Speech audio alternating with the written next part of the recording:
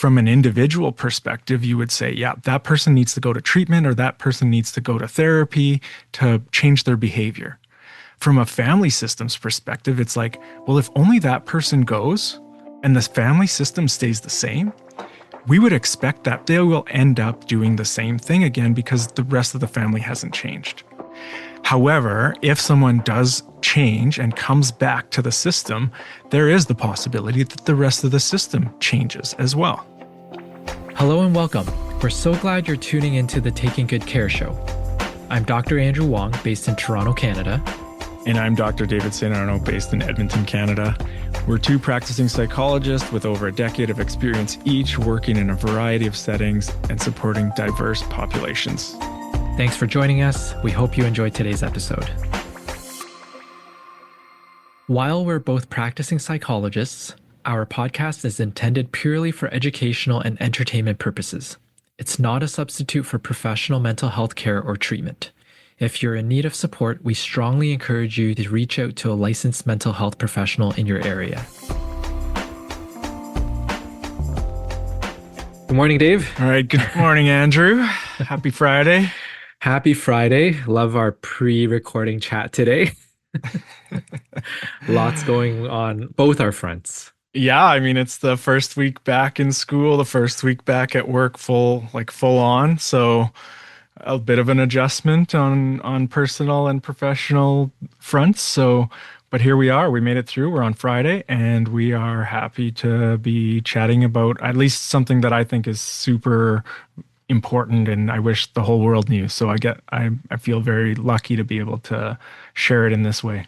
Yeah, and something that we haven't spoken about yet, which I'm actually a little bit surprised about, because I know we've spoken when we know how important families are and family dynamics and family structures. And I know in probably a couple of our previous episodes, we've chatted about family dynamics. We've chatted about separation and divorce. We've talked about couples counseling. So we've alluded to families, or at least partially families, but now we're going to dig in head on.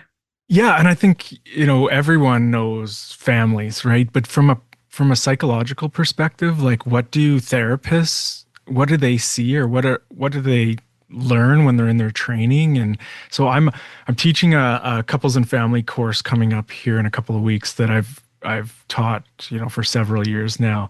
And every time I'm talking about this stuff in the class, it's like, this is something that once you know it or once you see it, you can't unsee it. And it gives you a bit of a map, a bit of an understanding. So general family systems theory really came about, and I'm not gonna read from the text or my slides. So, but let's say like in the 50s, 60s, a bunch of really smart people from different areas of research came together, and they were looking at like understanding systems. And so those are like biological systems, mechanical systems, and one of the systems is family systems.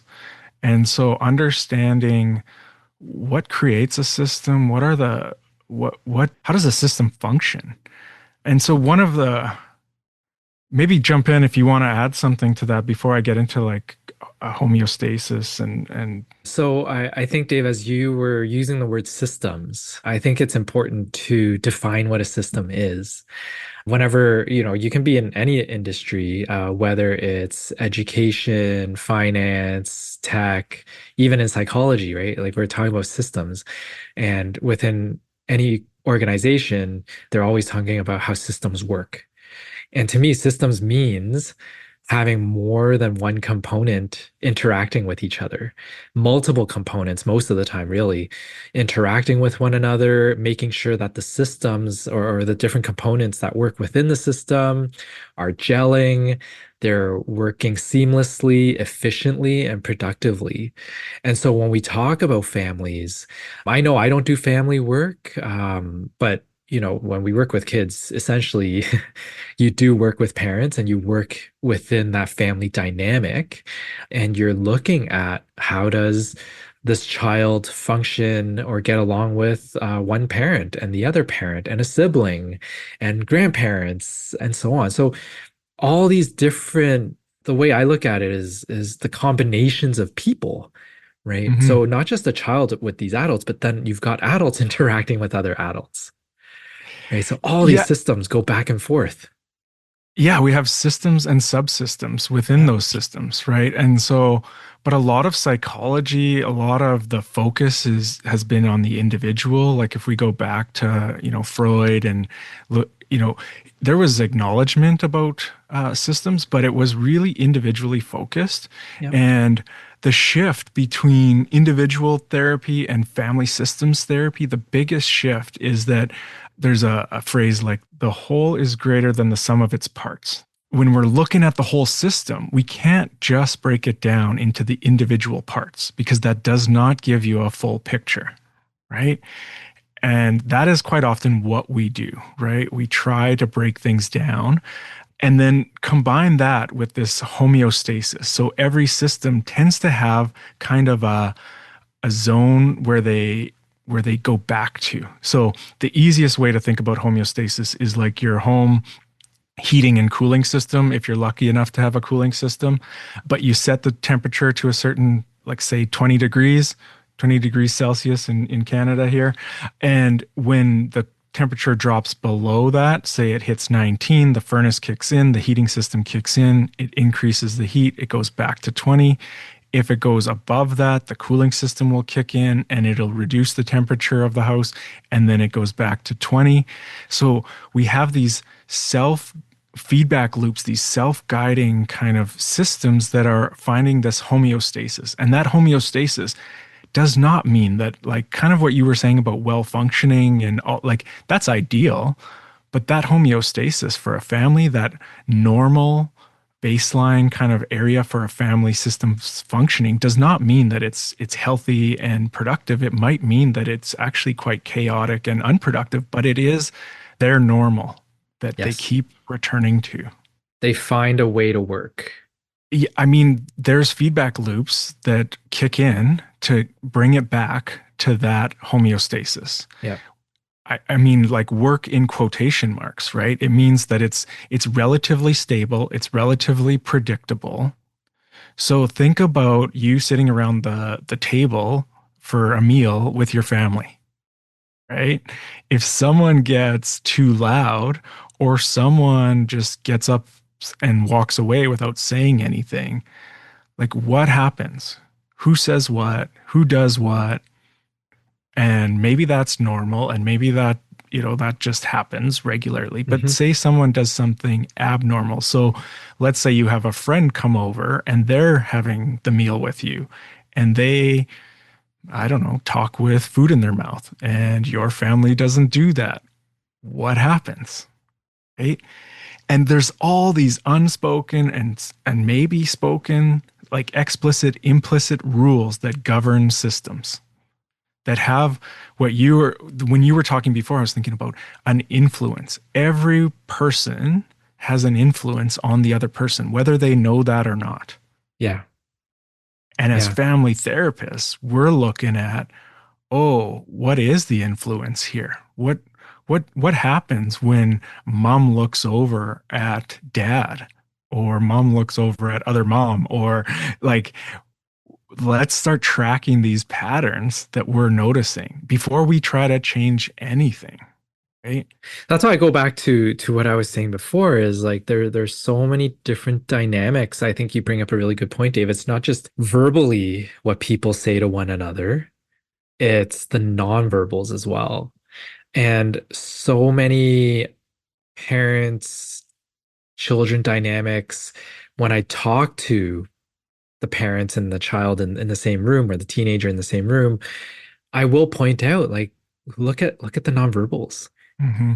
right? You guys are arguing or bickering back and forth, but don't just listen to the words. Look at each other, right? See how each other are feeling. And when you do that, you're disrupting that system potentially, Yeah. right? And so as a family therapist, again, you're going to be very intentional about how you might disrupt that Yeah. system or that homeostasis. But the assumption is that it will generally reorganize in the same way, right? So, Dave, a question for you. You talked about just now, you use words like disrupt, reorganize. Just as a general overview, what's the first message that you try to tell the class about family therapy? Like, what is the point of it? Especially when you talk about, like, do I disrupt or not, or reorganize or systems? What's the whole point of family therapy? Because the question we get here, because in Ontario, again, we have different competencies. So if I'm not deemed to be competent in family therapy, I can work with individuals, I can work with children, but I can't work with the family as a unit, as the Hmm. one whole client, right? So are you able to give us just a little bit of a tidbit on, what is the point of family therapy? Why do it? Why see the family as a whole instead of what we do here in Ontario and say, oh, you can only see the individual versus family? Oh, that's a actually a big question because it goes back to the history of family therapy, right? What came about, like some of these early family therapy practitioners, and there's different schools of it in different parts of the world. There was like in Italy and in North America, and but some of the concepts that come out from this, one of them is that there's an identified patient or identified person. So there can be this symptom bearer of the family. So it could be the child who's really depressed, or the child who's acting out, or the absent parent, or the right, like, and on the outside it's like that person needs to change. This mother yells too much, or this father, is too harsh with the children. And from an individual perspective, you would say, yeah, that person needs to go to treatment, or that person needs to go to therapy to change their behavior. From a family systems perspective, it's like, well, if only that person goes and the family system stays the same, we would expect that person to come back, even if they've done a lot of their own personal work and tried to make these changes, that they will end up doing the same thing again because the rest of the family hasn't changed. However, if someone does leave and, does change and comes back to the system, there is the possibility that the rest of the system changes as well.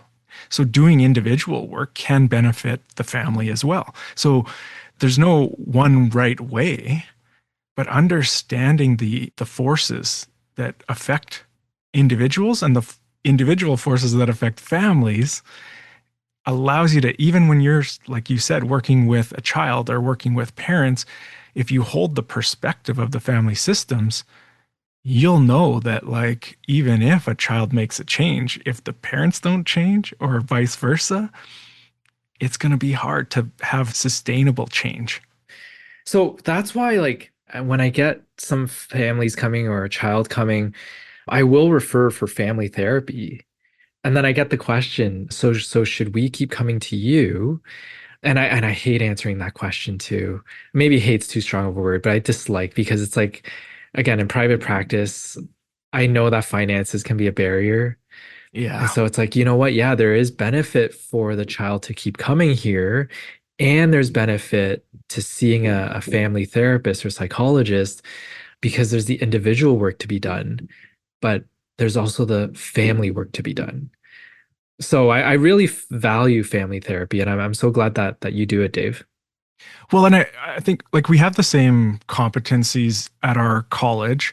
However, the way to prove our competencies is generally through education and supervision. So if you've had supervised practice working with families and you've had a course on family therapy, that generally qualifies. I think your standards, your requirements are more stringent in terms of training and expertise.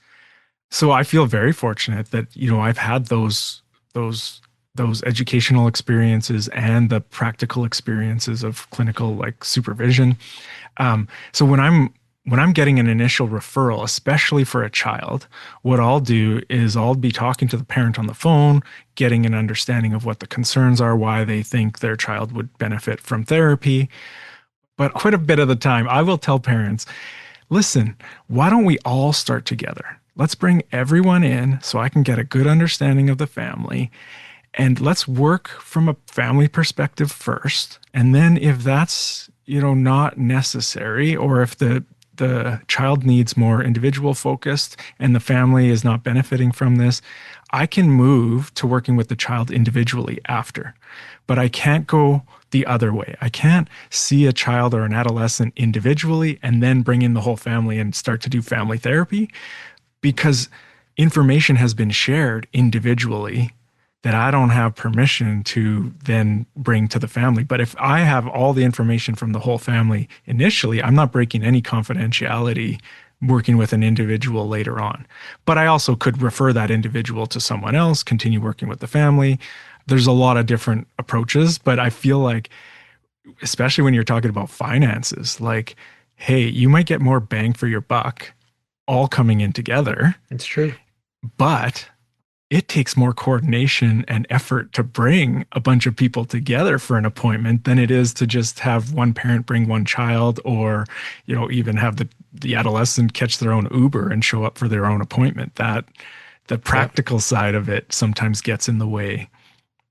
If somebody is thinking of family therapy, and always it's going to be parents or a parent, and let's say they contact your office, Dave, and again, families can range in all sorts of different numbers and how many family members. One question that I have is, how do you manage if one particular member or a couple of family members don't want to attend? But let's say the parents think it's a great idea, but the teenagers or the middle school age children are like, no, we don't want to do this. This is dumb. Yeah. Oh, well, that's a given. Like anytime you have more than one person in the room, you're going to have varying degrees of motivation and interest in being there, right? Yeah. So that's where I start. It's like, hey, mom called in and signed everyone up for this. How do you feel about it? Right? Who wants to be here? Who doesn't want to be here? Who thinks this will be helpful? Who thinks this is a waste of time? Right? And I'm just kind of gathering information so that, like, before I try to do anything with the family, I want to, they call it in family therapy, like join the system a bit, right? I want them to see me as someone who might be able to help them, right? But I'm not going to convince anyone, like, I'm not going to work harder than them at it. And I'm going to know that some people are not going to want to be there. Some people are actually going to be forced to be there, especially children, right? That don't have a choice. Or I might have, we start with everyone and then all of a sudden dad's too busy to come to the appointments, or one of the child has activities and they book the appointment without that child there. But all of that is like information to map this system. Like, how does this system operate? Can they operate when one person is missing, or what happens to the system when that person is not there? So you're always observing, you're always formulating all the information that's coming across.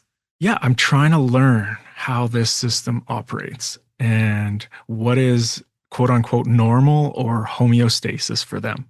So a lot of I'd say very few people sign up for family therapy because it's just not even really commonly done or commonly thought of. So that's why I love talking about it, because it's like, well, here's another option that a lot of people doesn't even cross their mind unless another like psychologist or mental health person refers someone to family therapy. Like even in Alberta, like there's few places that do family therapy. You need bigger rooms. You need, like, there's different considerations that come with working with families. And I'm fortunate to have one of the bigger offices at my clinic for that reason. Right. Yeah. Sometimes people walk in and they're like, whoa, this is big. And it's like, yeah, because sometimes I have 8 people in here. Yeah. And I remember in grad school going through practicums for family therapy and how exhausting I felt after. Like, even just thinking about it right now, it's like, oh, I remember leaving some of those sessions going, whoa. Yeah. Well, if you don't have this map, if you don't have this understanding of families, everything is just like you're trying to track this or watch this person or see this, and it becomes just overwhelming. And the more people you add, the more overwhelming it will feel naturally, because the more complex the dynamics can appear.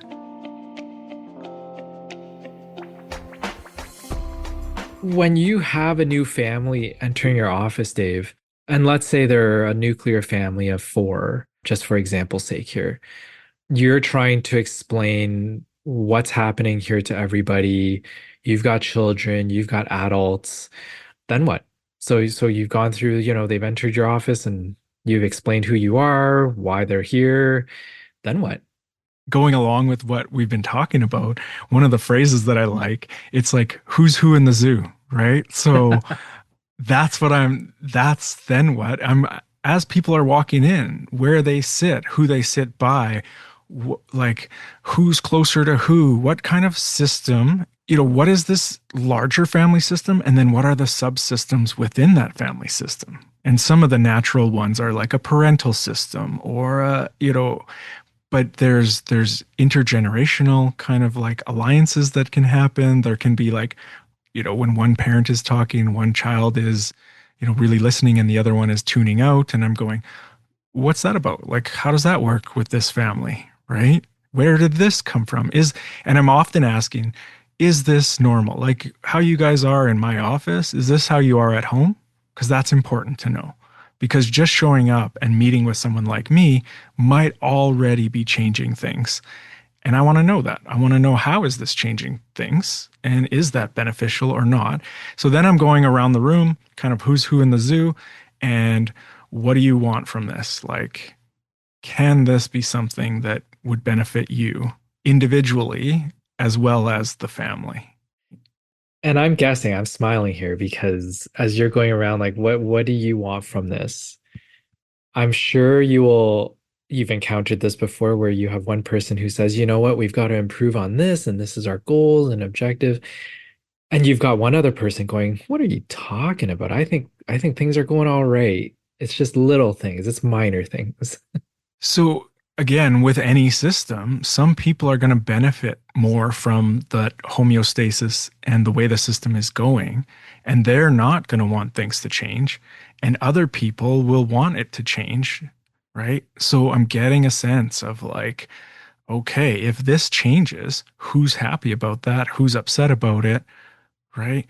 But if there is like a common kind of challenge that the whole family can rally around, those are probably the easier situations, right? Like let's say they just moved to a new city and they're having trouble adjusting to the new city. And we can support the family to work together on that, and both individually and, as a family unit.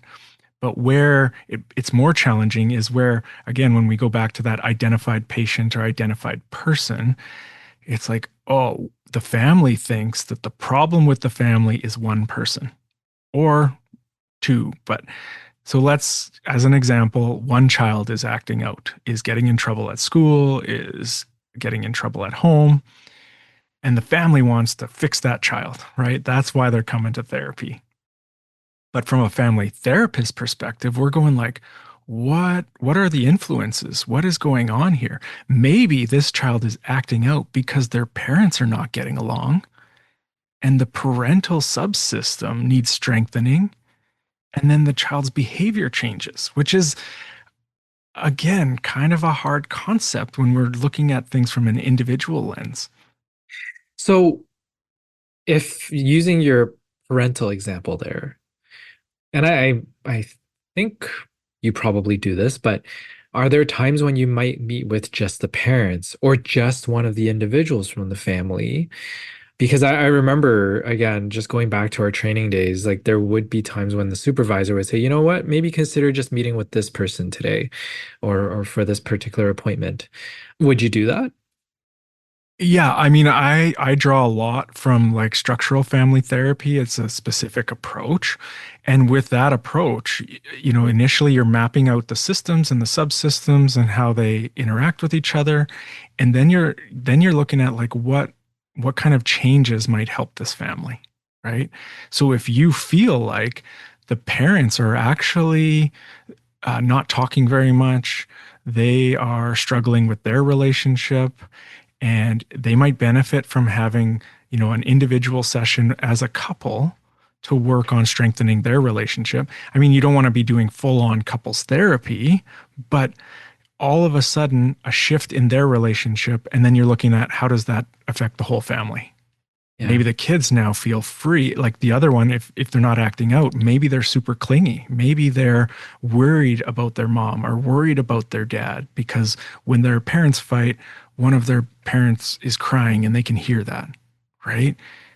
And so they don't want to leave home. They don't want Mm. to go to school, not because they don't like school or home, it's because they're worried about their parents. So if their parents are better, then maybe the child's behavior changes. So we're starting to get into the discussion of systems Hmm. and the different relationships within the family. So disruption, you used the word disrupt before, Hmm. and whether or not you disrupt, when, how. Can you talk a little bit more about this maybe intentional disruption that you might bring? Sure. And as you say that, oh, like I don't normally bring politics into this, but one of the, if you want to think about this, one of the key disruptors in the world right now is Oh Donald man. Trump, Yeah. right? So he is disrupting a lot of systems. But the understanding with family systems and with general systems is that systems will reorganize themselves, right? And sometimes they reorganize themselves the same way. Like let's say Donald Trump, is out of power, then some of these trade agreements might come back into place the way they were before. Hmm. But sometimes they reorganize differently. So disruption is not necessarily a bad thing, Hmm. right? But it can be uncomfortable. It can be even painful at times. So, say, Hmm. like a natural disruption would be someone in the family passes away. Well, now the whole system is trying to reorganize itself without that person there. So we're assuming that disruptions happen all the time. Some systems are more rigid and more kind of stuck to the way they are. Some are more open to feedback and change, right? So as a therapist, again, I'm kind of gauging, is this family open to disruptions? Are they wanting to shake things up and reorganize? Or are they more happy with like really small changes that are on the outside of things and they're holding on to a lot of the general culture homeostasis of the family? Going back to your point though, like, would you then say that to some degree, everybody participating needs to have some sort of motivation to want to change? No. Ah, okay. No. So listen, like these changes are going to happen, right? So sometimes I'm telling people like whether you're here or not for this session, your parents are making changes. Your family is making changes. I would love you to be here so you know what those changes are and can have an influence on those change, have an input. I would love to hear your perspective, right? But someone might say, "Well, I don't want any change. I like it the way it is." Hmm. And it's like, I can understand that, but I have three other people in the room saying they don't like it as it is. So they're likely going to be making either individual changes or kind of general changes. So then, okay, what do we do when someone doesn't want to change and three people want to change? Is that normal for this system? Is this how this thing operates? So then once that one person says, okay, I'm on board, then the other person says, well, I don't want that, right? Maybe that is the normal way that this family kind of stays where they are. So there's that chronic pattern. There's a consistent, familiar, predictable pattern for every family, generally. I feel like every family should come see you to I figure don't out think their so. to figure out their pattern. You know what? I'm worried about my family listening to this and being like, is this what this guy thinks when he's like having a meal with us? And you just had family gatherings too, I'm thinking. So they're Yeah. probably thinking he's a psychologist all the Yeah. time. Yeah. But I mean, like, so just like a family therapist, it's like, am I voting for this, as it is? Is this something that I want to change or think would be helpful to change? And I think we do this with our own families all the time, right? So we're sitting around the table and someone makes a comment that we're uncomfortable with. Do we let it go? Do we just say that's the way that person is? Or do we say something different and try to prevent that from happening again or change the culture of this, gathering or this family system? And Actually, yeah, you know what? I'll share this. This is my family doesn't know about this, but so when I Here we go. yeah, here we go. I'm self-disclosure. So when I left and went and did my master's training in Ontario, I was away from my family, right? Yeah. And I was learning all this stuff and just really like working on myself and thinking like, oh, I got all these great ideas, right? And these are things that I think would benefit me and my family. And I was really kind of like excited about it. And then it took about 20 minutes of sitting with my family, like, because I came home for Christmas, right? And everything was the same, right? Like the forces that affect family systems are very strong, right? And so don't be discouraged if you really want something to change and it hasn't changed, even as a therapist, right? You can kind of assume that the forces are pretty strong. You might have some influence, but generally things kind of go back. And so it can be really depressing and discouraging to be like, oh, I've made these personal changes for myself. I think this is going to be beneficial for my family. And then 20 minutes in, I'm acting the same way that I acted 4 or 5 months ago, right? My behavior goes back to the old behavior. Well, I hear that all the time. Even with some young post-secondary students, for a little while, parents might come and say, well, we've seen so many changes. And then summer rolls around or spring rolls around, they go back home. It's like they fall back to that, like you said, predictable and consistent pattern of behavior. It's like, oh, my son or daughter is like the same again. I don't know what it is. They come home and they're the same person as before, but they go away and they're different. So that brings me to my question about roles within a family. Hmm. I'm assuming like people take on different roles. And the first analogy that comes to mind is sort of like a game that you play a sport, right? If it's a team sport, you're gonna have different team members who play different roles on the team. And I'm guessing this is very similar to the roles at home. Yeah, roles are a good way of kind of understanding who's who in the zoo, right? So, and some of these roles people have signed up for, and some of these roles people have been signed up for, right? Yeah. And so, even just naming that with a family, it's like, oh, so you're the person who makes sure everyone stays together. You're the person who keeps people close. And if they're nodding their head, like you're nodding your head, right? Then I'm going, Yeah. okay, I might be onto something here, right? And then, oh, you're the person who shakes things up and makes things exciting and keeps people on their toes, right? Oh, right. And so when we're looking at this, we're identifying these roles, and then we're going like, do you want to, is that a role that you still want? Like this role where you're taking care of your mom, right? When she's upset, is that something that you like doing? Is that something that works for you? And again, there's different approaches to family therapy, so some of this might be said explicitly and other times it might just be kind of addressed indirectly, right? Where Yeah. we just have that child who's taking care of their mom sit further away from their mom, Yeah. right? And have another child kind of closer to mom and see what happens. So even again, the moment they walk in through your door, you're watching to see how they're organizing themselves. Yeah. And I was chuckling because even just last night, I watched a Saturday Night Live skit, an SNL skit about the holidays. And I thought it was hilarious because, like, the father, the kids, even the dog, and they're singing this song about all the gifts that they got for Christmas, all the cool, cool gifts. And mom is just like, and I got a robe. Yeah, And I and saw and that did you skit. see Yeah. that? Yeah. So Yeah. they keep saying like verse after verse, all the cool toys that they got and grown-up toys. And mom is just like, and I got a robe. And that's reminded me of that. Like Yeah. here's the mother who like took care of everyone else Yeah. and got Yeah. very little back. Well, yeah, and you think about these like societal roles, like even just patriarchy and things like that, right? These larger systems, and then these family systems and cultural systems, right? So that is a way of poking fun at this thing that is actually quite true for a lot of families, right?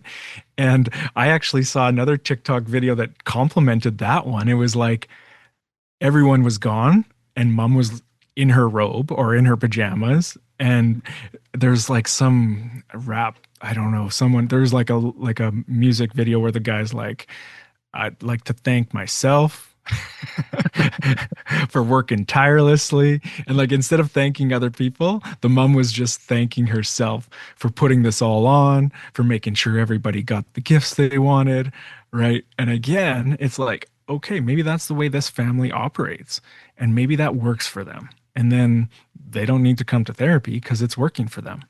But if it's not working for them, then we're looking at, okay, if mom doesn't plan everything or buy the gifts, what happens?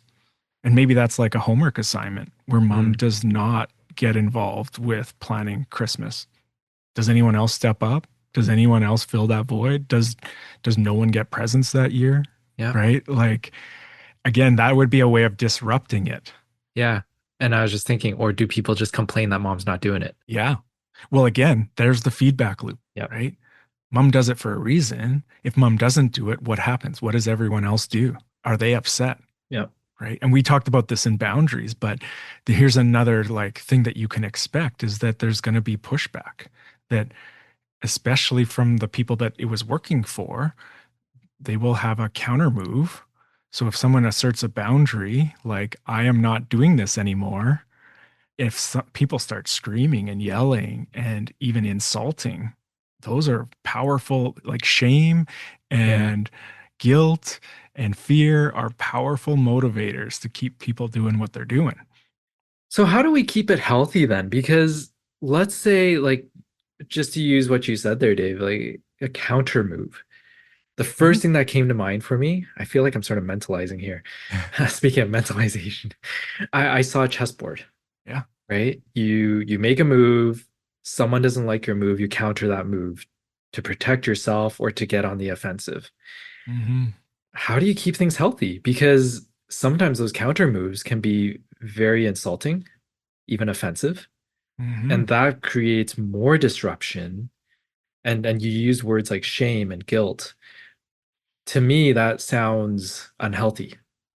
Yeah, I mean, anytime there's coercion or Yeah. manipulation, or like whether it's conscious or unconscious, a lot of people would say, well, that's not healthy, right? We want people to have free choice. Yep. But realistically, there's the covert and the overt. So like the overt is like maybe the insult or the thing that like what you were just describing. But the covert could be a sigh. It could be a rolling of the eyes that is Yep. very subtle, right? Or a disapproving look. You're doing something wrong. I don't agree with it. You better change your behavior, right? So as a family therapist, I'm going like, and you do have to take a cultural, lens to this too, that our idea of what's healthy or unhealthy, right? So really clarifying with the family in terms of, there is some hard lines in terms of child abuse, neglect, right? Yep. That most people would say, yes, this is problematic behavior. But when one person is talking and the other person cuts them off, is that problematic? Is that unhealthy? So there's a lot of gray, there's a lot of nuanced kind of areas here that my own approach is to make it more explicit and go like, whoa, I just noticed that you weren't done speaking and then you started talking. Does this happen at home? Is this what like is normal for you guys? And I get curious and then they can explain it. And once it's conscious, people have a little more choice than when it's automatic. But so many of these rules and things are so automatic. And I know that we touched on boundaries too, like this whole idea of roles, what one is comfortable in their role or uncomfortable, and then creating a healthier boundary if needed. I feel like this is so much of this stuff like we've talked about in other episodes, and it's like all coming together in family therapy. Well, boundaries came from family therapy. It's been applied to individual therapy, and it's very common for people to know boundaries now. But it really originated from like family therapy and looking at even the boundaries within a system. So, like parental boundaries, what information is shared with the children? What kind of boundaries are there? And we're looking at so individual personal boundaries and then system boundaries, subsystem boundaries. That is actually part of mapping in like structural family therapy. How close are people? How far are people? And it is just really interesting. And again, culturally, that is going to vary from culture to culture in terms of what's normal or what's typical. So I'm wondering, Dave, you brought up the word mapping, and I I remember that word mapping from our training years ago. Do you want to go there? Do you want to talk about mapping? And because when I heard mapping and just watching how close are individuals in the system or how far apart are they, then the words, for example, like enmeshment came to mind, right? And the Mhm. word two individuals, I'll use that as an example, or maybe too close, or maybe interdependent. Yeah. So again, I've said that there's a cultural element to this, Yeah. and I want to re-emphasize that. I think originally when this mapping, this even using the word enmeshment, like that's generally seen as being unhealthy, right? And that people are too close, right? And so I don't want to impose my definition. Like there are some even Ah, family okay. therapy approaches that do not have a definition of healthy. I think that's where it can be misused. This map can be like, here's how your family is. You're too close to this person, or you're too distant from this person. And that we can apply this jargon, these labels onto people. And I actually think that a lot of times, if that's coming only from the therapist perspective in terms of what's right or what's wrong, or like, so I like to do this collaboratively. Mm, Even when I'm meeting with children, I'll have them help create a map, which is actually a genogram, right? So I'm going, okay, here's mom, here's your parents, here's your siblings, and then I'm drawing lines like who fights with who's close with who doesn't talk to who, right? That to me is like one version of mapping. And so some of this is you can use genograms, which is like using shapes to symbolize gender, to symbolize, relationships. There's different, it's a short form to kind of capture again who's who in the zoo. So there's different, you can go into a lot of depth or you can keep it really general, just kind of like, okay, there's three kids, a dog, and one parent, and they all live together. yeah. Okay, that's a very simple like genogram, and you Yeah. might have their names and ages on there, right? So I like to have that even when I'm working with an individual, right? Because I go, if you change, what happens to the other people in your family? And maybe they don't like that, right? So that's mapping for me. And yes, you different orientations, different family therapies will have different labels and different ways to focus on different aspects of the map. Yeah. Yeah. I mean, speaking of which, when you talked about the cultural piece with the language, it's a really interesting point because I think even in my own practice, again, working with kids, essentially you do end up working with parents as well. Rarely, if ever, even as I'm formulating, do I use that word enmeshment. It's just not so much in my vocabulary. However, as we talked about family therapy, maybe because this is reminding me so much of like our training back in the day. Like it was one of those words that came up, or even like triangulation. Like this is all stuff that stuck with me. And like it's all Hmm. flooding back as we're talking about it. Let's just touch on triangulation because you mentioned it, and it's one of the key concepts that I talk to individuals about all the time. I sometimes, explicitly talk to families about it. But here's the idea. If you're doing a genogram, you have, let's say, two parents and you have a child. So draw lines between those and it makes a triangle, right? Mhm. So there is some tension or some conflict between, say, the parents, as an example. There's different ways that this triangulation can show up. And then they bring in a third person to stabilize that relationship. And the triangulation in its simplest form is, again, the example of a child being brought in. So let's say mom and mom or dad and dad or mom and dad have a fight, the one of the persons goes to the child and tells them that they're upset because they were in a fight. And then the child comforts them or soothes them, whether it's said explicitly or not. And then the other person also is kind of sharing information or connecting with that third person to soothe and to keep that relationship somewhat stable. So when this happens, there's stability, there's homeostasis, there's a normal, right? But, oftentimes when I'm showing this to people, I'll draw the squiggly line between, say, the parents and then the straight line between the child. And if this system continues to operate the way it does, the tension or the conflict never gets addressed directly, especially with the person that you're having the tension and the conflict with. If we address the conflict directly, most likely the conflict has a chance to change. So here's just an adult example of this, right? I get into a fight with my wife. I'm upset. She doesn't want to do something that I want to do for Christmas.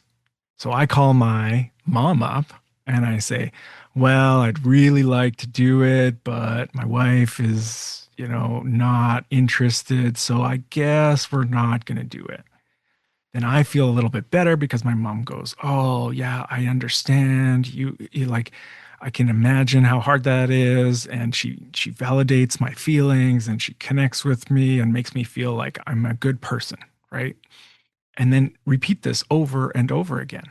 So, who do we reach out to when we have had a fight with someone that we are in a close relationship with? And then, is that actually going to be helpful? Like in the moment, it helps stabilize. In the moment, it feels good. And that can actually be a therapist. So, I want to make sure that I'm in that role where I'm redirecting people to the people that they are having conflict with, rather than just being the person who soothes and allows that relationship to continue the way it is. You just reminded me of something, and we're going to step out of the theoretical box for a moment. Do you ever get contacted by one of the members within that system when you're conducting family therapy to say, "Hey, just want to let you know so and Yeah. so is doing this, but I didn't want to say it in the session." Because even for me, working with parents, I will Yes. get that who will be Yes. like, "Hey, just want to let you know that this is happening, but don't tell me I don't tell that person I told you." It's like, Because then you're getting triangulated, right? And this is like technical jargon for therapists, but it's like oftentimes you'll hear this, don't get triangulated, yep, right? Don't yep. get pulled in by one partner and then the other partner, because they both might end up calling you and letting you know things they think you should know, but don't tell the other person, right? Man, when I supervise supervisees, I'm always so cognizant of that when someone tells me like, "Oh, this is just what's happened." Like I just have to say like, let's slow it all down before we respond, before we do anything. Because to your point, we can't get triangulated into this. So Yeah. how do we keep our boundaries as a therapist here? Yes. Yeah. So one of the ways to do that is to be upfront from the beginning. So you said Yep. like, what does family therapy look like at the beginning? One of the things is going over that if someone shares some information with me, I have the discretion to bring that to the whole family. So don't share anything with me that you do not want the whole family to possibly know, right? And to even like at some point I didn't even do any individual appointments with couples. I would only meet with the couple and keep everything like a no secrets policy, Yep. right? Yep. But there's reasons to meet with people individually to screen for safety concerns, right? But as long as everyone knows that, you know, if I'm meeting with you individually, I can bring this back to the family if I think it's helpful for the family, right? So go ahead, leave me voicemails, send me emails, right?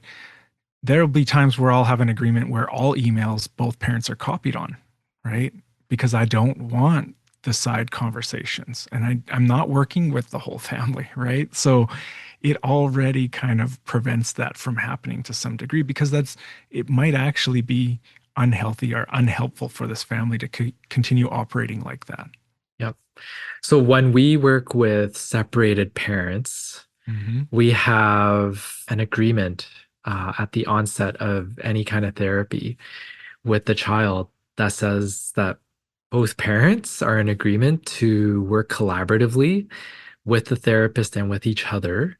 Hmm. And also that any email correspondences, whether it's even for scheduling, Hmm. any phone correspondences, like nothing's a secret. Yes. Everything is That open.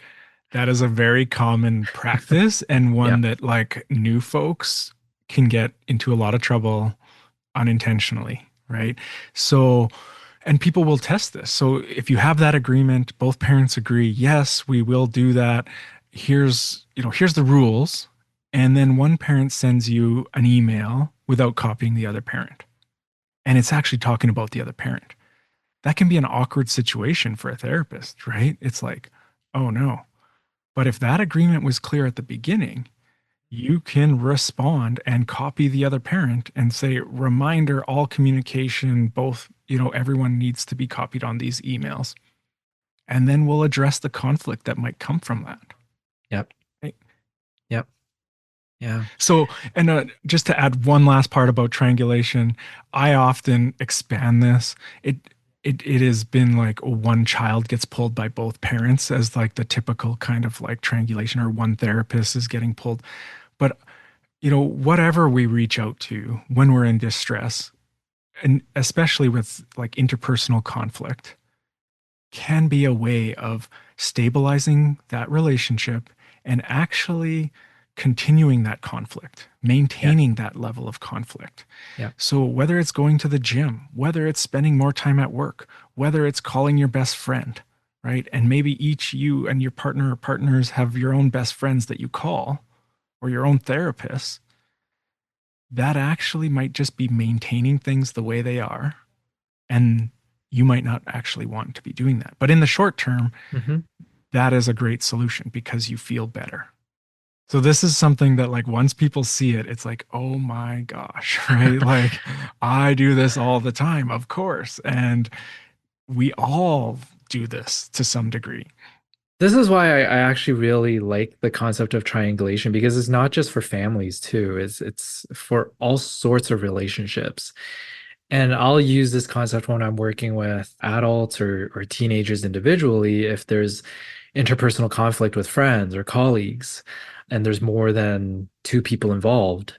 It's very interesting. It can be one other colleague plus a boss, right? And Hmm. you're sort of in this triangulated relationship. I think it's really useful to see what that triangulation looks like. Yeah. And again, if you're working with a family and again, I'm just going back to the simplest example, but the parents like struggling in their relationship, right? You might be focused on other parts of the family, but those parts of the family are maintaining, allowing this to kind of continue. So when mom cries and leaves the room and one of the child runs after her, oh, hold on. Maybe if we address the parents and look at improving their relationship, the whole family again can reorganize in a way that might be more developmentally appropriate, more kind of quote unquote healthy. Yeah. So no, this is such a interesting conversation, Dave. I think family therapy is I don't know if it's underutilized. I don't know if that's the right word, but I think it would be really helpful and healthy for people to know what it is, like at least get it out there that there's more to therapy than just individual therapy. Family therapy can be a very, very useful tool to help the entire system. And also for me too, it sort of diffuses the responsibility a little bit. Like sometimes we just look at like the one person in the family and it's like, oh, it's Mhm. always that person. Like it's that person's fault. That's why we have all these conflicts.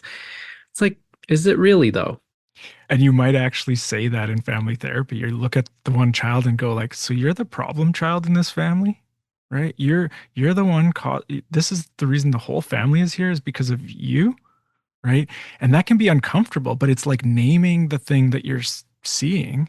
And a lot of the couple or a lot of the family therapy initially was for what was like labeled as like delinquent youth or youth Mm, that had, you know, criminal problems or drug addiction problems.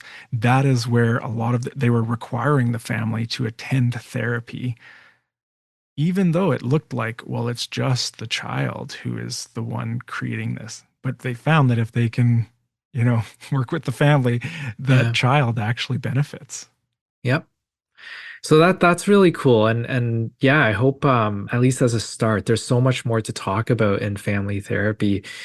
But as a start, I hope we've given a good introduction to what family therapy is. And, if you are interested in family therapy or you think it might be helpful for you, I hope this has given some preliminary or introductory information because I think it's really, really powerful. And I will often refer to other practices because we don't do family therapy here at my clinic, but we will often refer out for family therapy because once we take a look at the whole system, it's like, this entire system can be worked on. Yeah, the changes can happen and changes in the system can affect individuals in that system and again, vice versa. So I want to do another one of these. I'm going to be prepping for teaching, so this is going to be all like in my mind.